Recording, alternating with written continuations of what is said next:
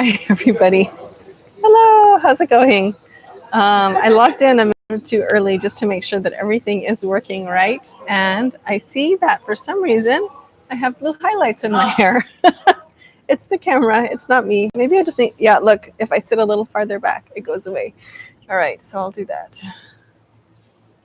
I'll sit a little farther back so it won't look like I have sparkly highlights. Anyway, I hope that you can hear me. If you're watching, I think there's a couple of people joining already. If you can hear me, would you type a note in the comments just so that I know that everything is working right? Okay, cool. All right. Well, hold on for just a minute here. What was that noise? I don't know. It was something. All right, good. Thank you, Diane. You can hear. Perfect. Great. Excellent. Hello, Patrick from the Philippines. Nice to have you. Excellent. All right. I'm just going to wait another minute in case people are planning to join right at 12, right at noon. Okay, it's noon here now. Y'all let me know where you're from. In the Philippines, it must be evening now, nighttime, I think, nighttime. And Diane, where are you? What time of day is it where you are? All right. Cool. Okay, I'm going to go ahead and get started. Thank you all for being here today. Just make sure that this is all organized and I'm not going to mess it up. Okay. Arizona, perfect. You can hear you. Oh, hello, I can hear. Good. I'm in Washington, D.C. Hello. Hi, Katie. Excellent. It's morning time for Diane. Awesome. Okay, so I live in Texas. The yoga room is in Round Rock, Texas, which is in central Texas. But right now I'm in Arkansas. My family is here this week, not for any specific purpose, but just to try something new. We're camping here and working. And so we're not really on vacation. We're just, over here just to get a change of scenery. My husband's working, I'm working, and my kids are doing school all from our camper. So that's where I am. And it's noon here, just like it is in Texas. So thank you for joining me today. I have gotten so much positive feedback. Thank you from the 21-day challenge that we did together over the past month or so. It's been, I don't know, a week and a half maybe since we finished it. And since then, well, there's people in all different stages. Some people began when I began on the first day, and some people only found out about it later, so they started later. Some people can't practice every day, so they practice once in a while, and they're just kind of going at their pace. And all of those are perfectly valid. And I'm happy to see that people are using the recordings of those videos in that way. That's super. But for the people who are all done, hi Lisa. Lisa's here from Georgia, and Joanne is here from the UK. Awesome. Keep the comments coming. I'm trying to look at the camera so that it looks like I'm looking at you rather than looking down here at my computer. I'll check the comments every once in a while. So for the people who have completed the challenge, I can sense a little bit of stress coming through the comments that you're wondering how you're going to keep practicing. How are you going to stay motivated? What video are you going to do? How are you going to continue practicing? And I think people want to keep practicing because they feel so well. Once you experience what it's like to practice daily or, just consistently, which could mean, 2 or 3 times a week or 5 days a week or whatever it is. Once we experience that feeling of wellness, we want to continue it. And so how do we do that? And that's what I want to talk to you all about today. So I made myself some notes just to make sure that I'm a little bit organized here. The first thing that I want to tell you is that, of course, there's a bunch of videos on my YouTube channel. You can go there anytime and watch them. You could start the 21-day challenge over again if you want to. You could, highlight, make a list for yourself of which are your favorites out of the 21-day challenge and just make yourself a playlist of those and keep doing them. Yeah, so practice with videos, practice with videos.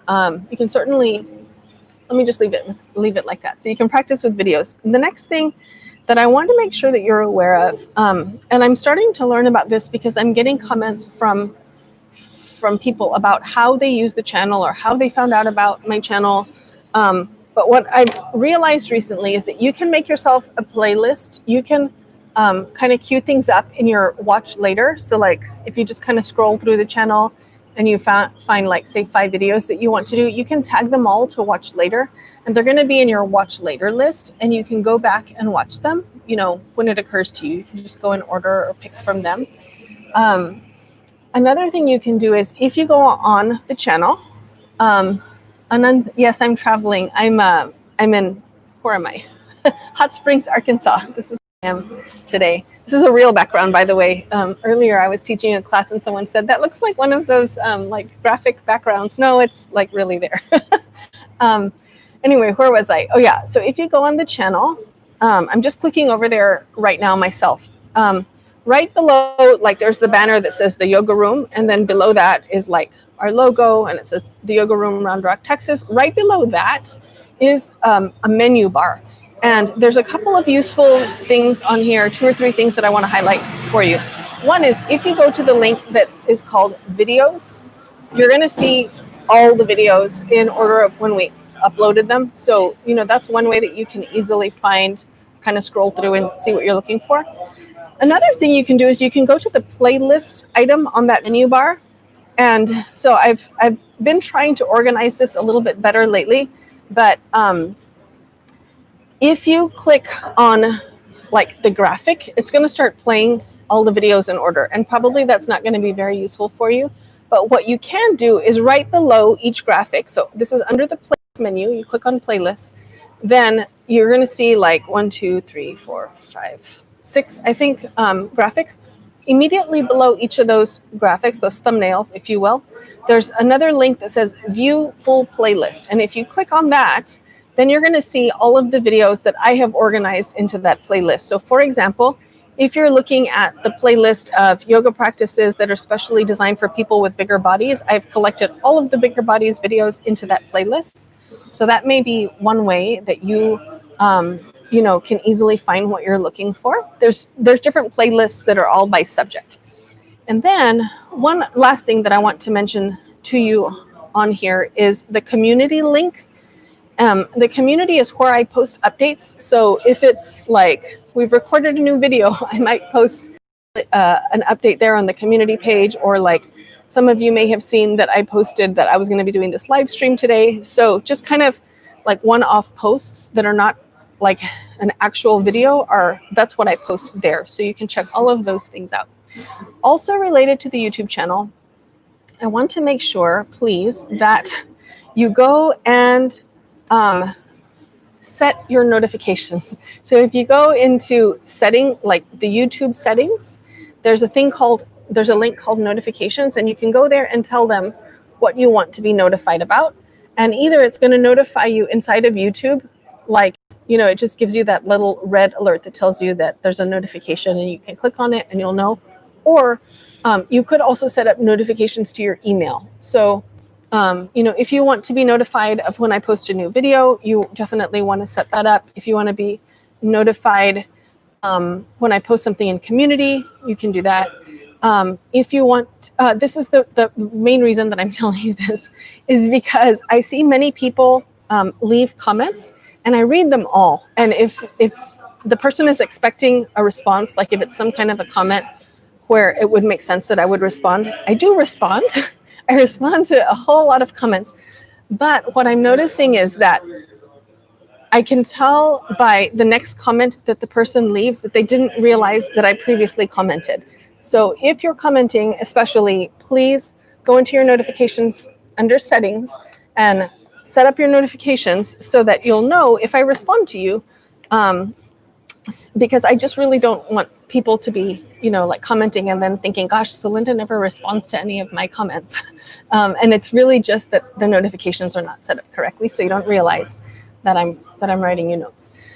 Yeah, okay, and then I guess related to all these notifications, if you haven't already, please do subscribe to the channel so that all of those notifications will work. You can hit subscribe and then click the little bell, and that's the thing that actually tells you that you're telling YouTube that you want to know about the activity that's happening on my channel. All right, cool. Now, another comment. Katie says she started the 21-day challenge over. And she's on day 10, and she's watching some of the prior videos. Awesome. Oh, good. Oh, Katie, you're so dedicated, practicing sometimes twice per day. That is awesome. Very good. Okay, and that brings me to one of the other points that I wanted to talk to you about is, hold on a second, let me get organized. Yes, okay, this is what I wanted to talk about. So how to maintain the motivation to practice.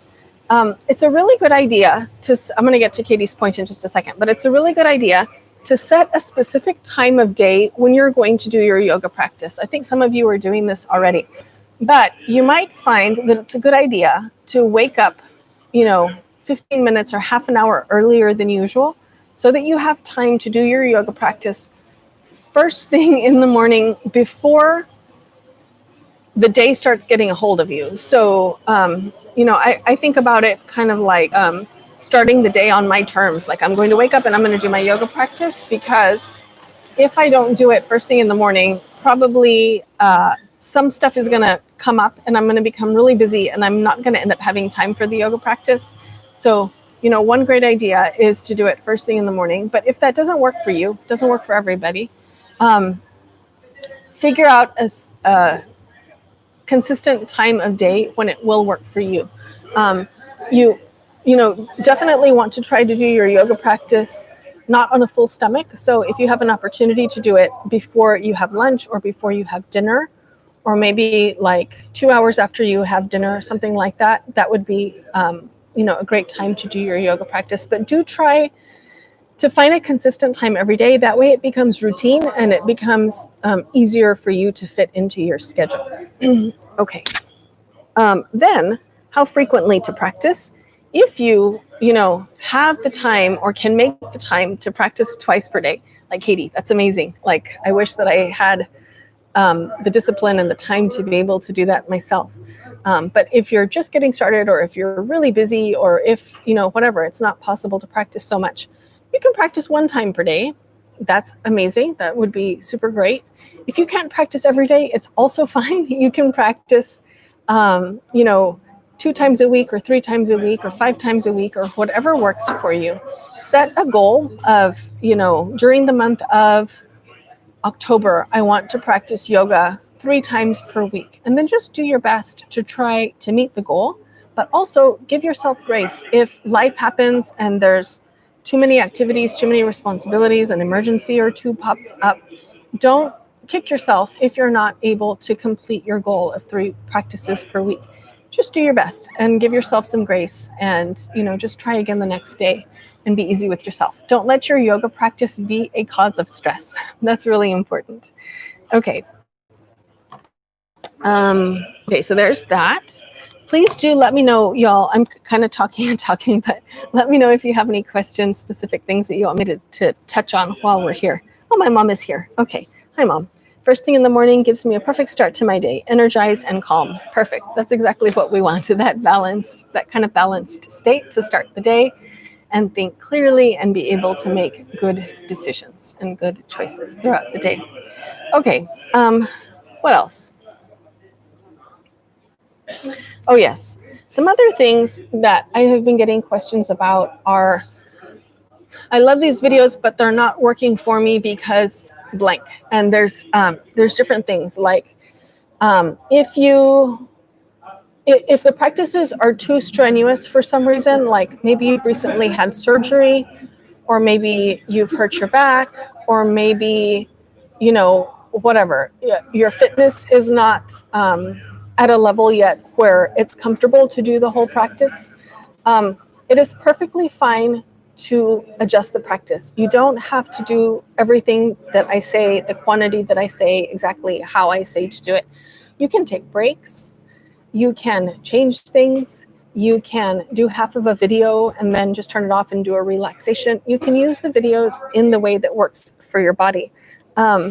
If you have, for example, back pain, it may not be comfortable to do deep forward folds. in that case, you should do a smaller forward fold so that you keep the practice comfortable for your body, for your current state, for your current health. If you have recently had a surgery, say like an abdominal surgery, then, of course, you're going to want to wait until your doctor clears you for surgery, not for surgery, for activity. And then, just take it easy. Maybe just do 2. If I'm teaching 4 or 6 of each asana, maybe set your own personal goal that you're going to do 2, and then you're going to take a break for the remaining. Perfectly legitimate way to practice. I just, want to re-emphasize, because I talk about this all the time and you probably know it already, but we should always practice in a way that is comfortable for our bodies and comfortable for our minds as well. So, if anything is painful or overly strenuous or anything like that, we should back off and readjust, recalibrate, and do things in a different way so that it's comfortable. And if you ever have a doubt about or a question about how to make an adjustment to the practice for whatever you've got going on in your body at the time, please write me a comment and then make sure your notifications are on so that you'll see my response. And I will definitely help you find a way to adjust the practice so that you can do it and so that you can gain benefit from it, in your body and in your mind. Okay, let's see. A couple more comments here. Okay. Yeah, Katie says that she's not doing double, like 2 practices every day, but on some evenings she feels the need to stretch, so she goes through the videos and looks for stretching or just shorter videos. Yeah, that's perfect. That's amazing. Very good. Happy to hear that. Okay. Yeah, Luke is here, but he's commenting something that's not related to the topic that I'm talking about right now. So I'm going to keep on with my my agenda that I have here. Another constraint that people ask about sometimes, I saw this one, I think yesterday or the day before, that the video is too long. They don't have enough time to do the practice as I've recorded it. So in that case, what I recommend is maybe find other videos on the channel that do fit into the time envelope that you have available. I talked earlier at the beginning of this live stream today about how to use the videos link and how to use the playlists link to find something that will fit, not just your time constraint, but also like the topic that you want to be working on. Yeah, or find a different time of day when you have more time available to do the practice. Yeah, those are all options. So yeah, just make adjustments. I don't know, maybe it's easier said than done. But yeah, if you have any specific time constraints that you're working with, or, life constraints or whatever, let me know and I'll be happy to try to help you figure out a way to work the practice into your schedule. Because the itchy nose today, I don't know why. Odds are that if you're having some kind of constraint related to your yoga practice, other people are probably having the same question. So I can answer it once and then maybe help out more than one person.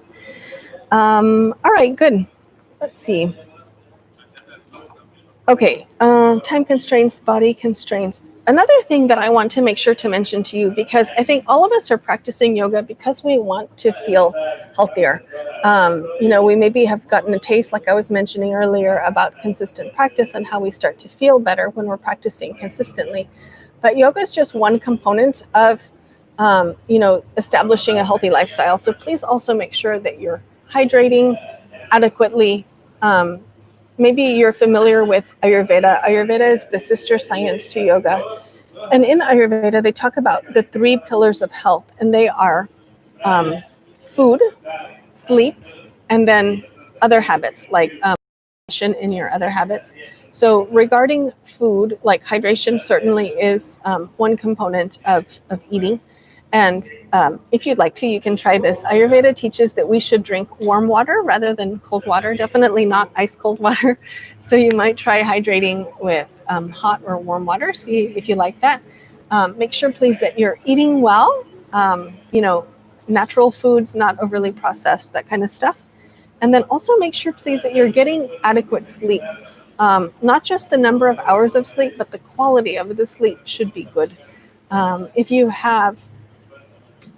don't already have established a sleep routine, that's a great thing to set up for yourself, like going to sleep at a consistent time every day, doing the same activity so that your body starts to understand, okay, it's time to sleep now. All of these things can help to improve your quality of sleep. And just to be clear, what I mean by the quality of sleep is that we should sleep uninterrupted. In other words, not be waking up frequently throughout the night. And also the onset of sleep should be relatively easy, like not that you lay down in your bed and then you toss and turn for 2 hours before you finally fall asleep. So I don't know, maybe this is a little bit off topic, but I think somewhat related to yoga practice. Yeah, I think that's like the main points that I wanted to cover with you all today. Do you have any other yoga related questions that you want me to talk about? Joanne says that she likes the longer practices and fortunate that she has a lot of time at the moment while on COVID lockdown. Yep, exactly. We, have fewer responsibilities or opportunities, just depending on how you look at it, to go out and do activities as we used to do pre-COVID. And so many of us have more time available to be at home and do yoga practice or other, healthy things inside the house. That's great. Yeah. And then when life gets busy again at some point, when, this virus somehow magically will become under control and life gets a bit busier again, then, we can make an adjustment and maybe find shorter practices that will fit more easily into our days. Yeah. Another thing that I wanted to talk about a little bit is this new thing called, it's not new, but it's new to me, this thing called Patreon. Some of y'all will have heard me talk about it or will have seen the links that I have put on some of the videos. Okay, there's a few more videos to comments to come, so I'll get to that in a minute. But let me finish talking a little bit about Patreon. Patreon is a way that viewers viewers like, this community that we have, this YouTube audience that I have for my channel, for people like all of y'all are supporting my channel by watching videos. So thank you for that. Thank you for, spending time watching my videos, for subscribing to the channel. All of that helps me. And then separate from that, some people like to also provide, like a few people have messaged me asking, is there a way that I can support your channel, support your work? And because of that, I started this Patreon thing. And so Patreon is a separate website where you can log in and create an account and become what they call a patron of my channel. And that means that you pay some small monthly amount in exchange for some kind of service or just to support the channel with the content that's out there already. So I went and set up 4 levels of Patreon support that you can go check out. I'll link it after I finish talking on this live stream. I'll add it in the description, but you can go to the Patreon page and you can see those 4 tiers of support. And the first one is that you get early access to the videos the second, like 1 week before I publish them publicly. And then the second one is access to some patron-only live streams that I'm going to be doing. And one of them will be a Q&A, or it'll be on a specific topic. So it'll be kind of like either a lecture or a Q&A about yoga. And the other one is going to be a live class, like what I did during the 21-day challenge. The difference is that I'll be, in addition to just doing the live stream via video and teaching the class, I'm also going to write the practice for you and send and like make available for those patrons a PDF, a written PDF of the practice. And the reason that that's beneficial, some of you will right away say, yeah, that's what I need. Some of you have commented about how the pace of the practice is not correct for you. Like your breathing is either shorter or longer than what I'm cueing. And that's very common and perfectly normal. Everybody breathes at a different pace. And so if you're a person, who likes the practice but feels like it's not the right pace for you, a PDF version of the practice might be a better choice. That way you can breathe at your personal pace. And then the other 2 tiers inside of Patreon are ways to work with me one-on-one. The first of those is 30-minute mentor sessions that happen once a month. And then the second one is yoga therapy, which is one-on-one yoga instruction, where, I get to know you quite well and understand your goals for your practice and design a practice that's specifically for you.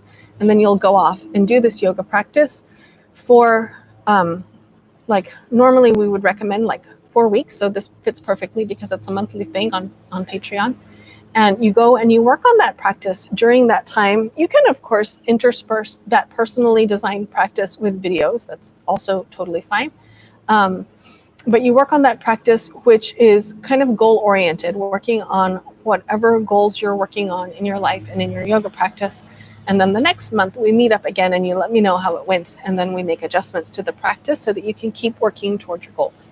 That's something that I do. My training, have been doing yoga therapy for a long time, one-on-one instruction with students. But recently, and I think this is getting into one of the questions that's coming about my training, I began doing a yoga therapy course at the school where I study in India. And that kind of got sidetracked also by COVID. So that's still in process. But anyway, yoga therapy is something that I've been doing for a while. And I'm happy to work with people that way. If you're interested in either the mentorship or the yoga therapy, please know that I, have constraints on my time. So I've only made available 4 spots of either of those because I can't take on too many private clients at the same time or enough time for everybody and myself and my family. So anyway, those are limited in quantity. So if you're interested in that, I'll post the link to my Patreon page so that you can check it out. And if you have any questions, of course, send me a note. Let's see. Great, more questions here. So Lisa says, when I sit on the floor in an upright position with legs closed, my back feels strained. Yes, okay. So she's asking if I have any suggestions for making sitting postures feel more comfortable. Yes. So when you say legs closed, I think what you just to make sure that I'm understanding, do you mean legs together? I'm going to go ahead and continue answering as if that's what you meant. You can confirm. So if you're sitting on the floor with your legs extended and together and your spine upright, yes, that's really hard for a lot of people. It requires strength in your abs and in your back. And also it requires a lot of flexibility in the whole backside of your body. So back of your knees and your calves, even back of the thighs, and then up through your pelvis and even into your back. So if that kind of posture is not comfortable for you, here are some options of what you can do instead. Be ready because I have lots of ideas. One thing is not to have the legs together, rather let them be a little bit apart. That tends to be more comfortable for many people. Another thing you can do is you can elevate your seat. So you could use something like a firm cushion, not something that's going to flatten completely when you sit on it. So not like a pillow that you sleep on, but a firm cushion, okay? Or something like a folded quilt or some kind of blanket that, again, is pretty dense and is not going to just flatten down when you sit on it. So not like a fluffy duvet, but rather something firm. Beach towel can also be a good choice, but elevating your seat and keeping your feet down, your legs down onto the floor, is another way to make the pose more accessible for most people, for their bodies. Legs crossed. Okay, totally different question. I'll answer this one too. Okay, so what Lisa really meant was legs crossed like this. And I get this question a lot too. Different variations of this, of sitting on the floor postures, they all tend to be challenging for most people. And you'll notice I don't teach a whole lot of sitting postures in my videos or even in my live classes because they don't work for a great majority of people. If you're trying to do sitting postures, this is what you can do. So cross-legged position or just folded legs, any kind of a folded legs position. You can definitely try sitting up on something, again, like a firm cushion or a folded blanket, a firm blanket or a folded beach towel. And you can stack several of those. If you want to order some specific equipment, you'd want a yoga bolster. They're about that tall typically. They come in different heights, but on average around that tall. And they're very dense. And so you sit up on it and the legs are down on the floor. And that takes strain out of the hips and the knees and the ankles. And so that is more comfortable for a lot of people. And then the other thing, and I don't know, I think this suggestion is not popular with people because they feel like it's kind of cheating at yoga. But I'm a huge advocate for sitting on a chair to do yoga practice. I'll have to do more videos about this to explain in more detail, but if you're going to do like sitting on the floor with your legs crossed and do an arm movement, you can absolutely do that sitting on a chair. And it takes the strain out of the ankles and the knees and the hips and the back so that you can do this movement without being distracted by what's going on in the lower body. So you can really start to work on getting the benefits of the upper body, you know, in that specific example. If you're trying to do a posture called Janu Shirshasana, and so this is one where we typically sit on the floor. One leg is extended forward. I'm going to use my arms and pretend they're legs. The other leg is bent like this with the sole of the foot on the inner thigh. So if we're trying to do this posture, sitting on the floor, and there's a whole lot of strain, then we're not getting, you know, we're not at ease. We're not getting great benefit from the posture. But guess what? You can do it sitting on a chair. You can sit on a chair. You can extend one leg up onto another chair. So your foot or your lower leg is resting on the second chair. And just keep your bent leg, like the one that would typically be here, just keep the foot on the floor. And you can do the same Janu Shirshasana pose sitting on a chair. You can adjust it in that way and get lots of benefits, strengthening and flexibility by doing it in that way. So please don't shy away from using a chair sometimes. Even if you don't need the chair, it's a really cool way to practice. And you can feel poses in a different way than you would experience them if you were sitting on the floor. So hopefully that's helpful, Lisa. Hopefully that covered it. Back feels straight. Yeah. Okay. So Patrick is asking, I'm interested to know more about the specific yoga tradition that you've been practicing and teaching. Yep. I would be happy to answer that. So I study at the Krishnamacharya Yoga Mandiram, which is in Chennai in India, in the state of Tamil Nadu. And I first was exposed to this place. So the first time that I went there was, I think it was in 2006, or maybe it was 2007, one of those 2 years. But it's when I was studying to become a yoga teacher through a course here in the US, in Austin. And I had asked one of my teachers who'd been to India if she recommended some place that I could go to, because my husband's Indian and we were going to India to visit his family. And I thought, well, if we're going all the way to the other side of the earth, then I should go to a yoga school. And so my teacher recommended this place, KYM, and one other place that was somewhere else. It was not like convenient to where we were going to be.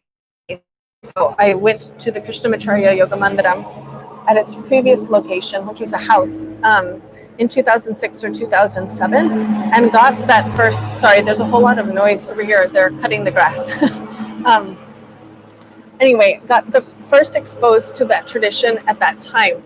And so I've had that influence on my practice and on my teaching since the very beginning of when I became a yoga teacher. Then I had children and we didn't travel much for quite a while. But in 2016, we went to India again. And I said, okay, we're going to India. I'm going to go visit KYM again. And at that time, I found out that they were going to have an international teacher training program starting up. I think it was like the following January 2017. And so I knew immediately that I needed to attend the training, and I didn't know how I was going to make it happen, like logistically and financially and all of that. I just knew that I needed to do it. And so I went, and that was a 500-hour course that I completed in, when was it? Probably the summer of 2018. And after that, I continued teaching for some time. And then I found out that other people asked for too, and they put together an international, like for international students, in other words, not just Indian students, yoga therapy course, and that's the one that I'm enrolled in now. And so that's kind of, the background of my relationship to KYM. But the other thing that I want to answer related to that is kind of like some basic principles of this tradition, so that you'll know, why I teach the way I do. It's very different than Western styles of yoga, for sure. One characteristic of this tradition is a lot of attention to the relationship between the breath and the movement. Depending on what classes you've attended with me, you'll have received different levels of instruction related to that. But basically, the breath is tied to the movement. So if we're doing a movement of bringing the arms up, that's an inhale movement. And we begin the inhale essentially at the same time that the movement begins. And we complete the exhale, the inhale at the same time that the movement ends. Then we begin the exhale and the movement begins. And then we finish the movement and finish the exhale simultaneously. And so in that way, there's a great element of mindfulness in the yoga practice because of how we connect the breath and the movement. Another kind of common feature of this practice, characteristic of the practice, is that we do the same asana or the same vinyasa, the same sequence multiple times. Classically, there's this term classical that's used in the Krishnamacharya tradition. And classically, we should do everything 6 times, but sometimes we might make an exception and do fewer or more, just depending on the student. And I think one last thing that I want to tell you about the Krishnamacharya tradition is that, this is like, I don't know, let me see how I'm going to explain this. In the Krishnamacharya tradition, the main focus is one-on-one instruction. It's yoga therapy. So I talked to you a little bit before about my yoga therapy teaching. And that's how instruction is mainly done at KYM. So if you go there, you typically will have an appointment with a consultant who will do an assessment of your body and your health and your mind and your lifestyle and all of that. And then once that consultation is complete, then they'll hand you over to a teacher who will teach you the practice that the consultant designs for you. They also have classes. They do classes twice per day. They have like typical public classes. They also have some specialized classes, but they do, and you sign up by the month. So a morning fitness class, they call it, or an evening fitness class. And so they do these classes that are like a group setting, and it's for people who are generally like healthy and mobile and capable of doing, a group class. That's available, but typically it's much more customized. And so hopefully you might imagine how my teaching style evolved to be what it is because of this background of yoga therapy and like a main focus on the individual and customizing the practice to suit the student. Yeah, I could go on about this for days, but I don't know how interested you are in it. So I'll just leave it at that for now. But that's kind of the foundational principles of the Krishnamacharya tradition and how they relate to my teaching. Okay, more videos, doing more live sessions via Patreon. Yes. So now that, COVID has happened and my physical studio is shut down, I have a little more time available to develop some new processes personally so that I can, put out content on the YouTube channel more consistently. So my plan is to publish a video every week, and Fridays, for right now anyway, Friday is our published day. So tomorrow, I published a video last Friday on Patreon, which will go live tomorrow on YouTube. And every Friday, I'm planning to upload a new video now that, I've had time to develop the whole thing about how to put together a video. I've gotten a new camera. I've gotten my microphone that helps me have better audio quality. I've gotten a new tripod. So I have like all the equipment that's needed, and I've had time to put some processes together so that I can find the time to record a video every week. All right, let's see what else we've got here. Joanne says, another 21 or 30-day series. Thank you, Joanne. This is a perfect question because I needed to talk about this anyway, and I had almost forgotten. So thank you for reminding me. I don't plan soon anyway to do another 21 or any kind of live stream series on YouTube. But what I am going to do, just because it's quite labor intensive, and from my end, and I really enjoy doing it, but I also, have to make sure that I'm taking proper care of my kids and getting them ready for school and all of that.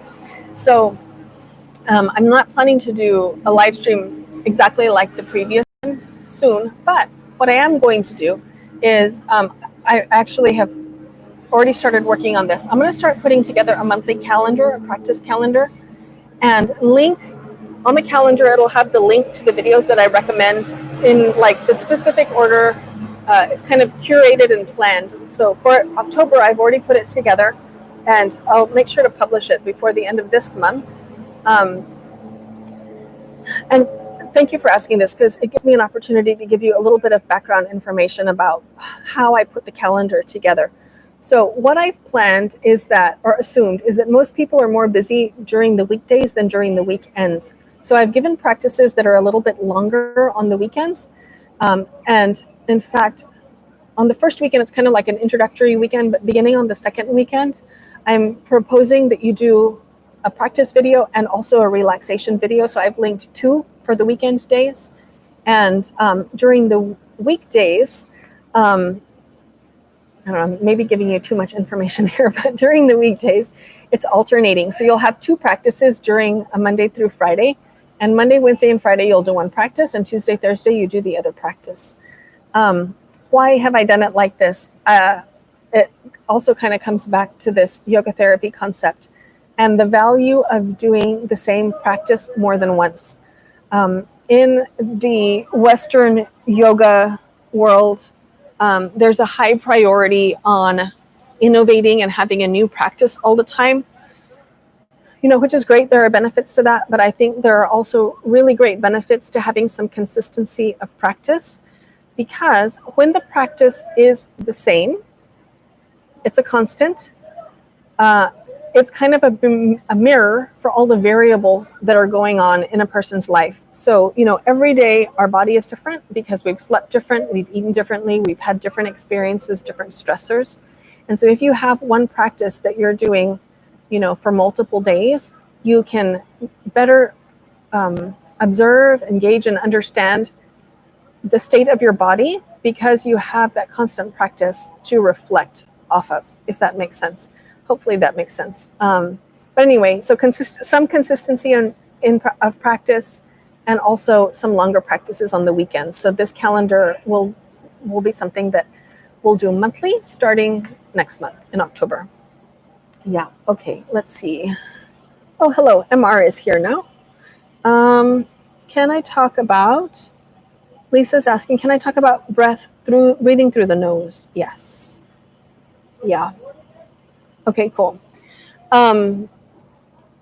Yes. Thank you all for your patience and hanging out with me. This is turning into a longer live stream than I could. I'm getting some comments about the calendar. Seems like it's going to be a good choice for people. So yay. Lisa, oh yes. Talk about breathing through the nose. Yeah.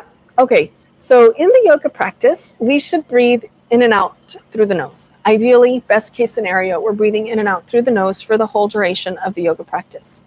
There are certain breathing practices. Breathing practices are called pranayama. Certain breathing practices where we're supposed to breathe through the mouth. But during the asana practice, that means the physical postures, we should be breathing in and out through the nose.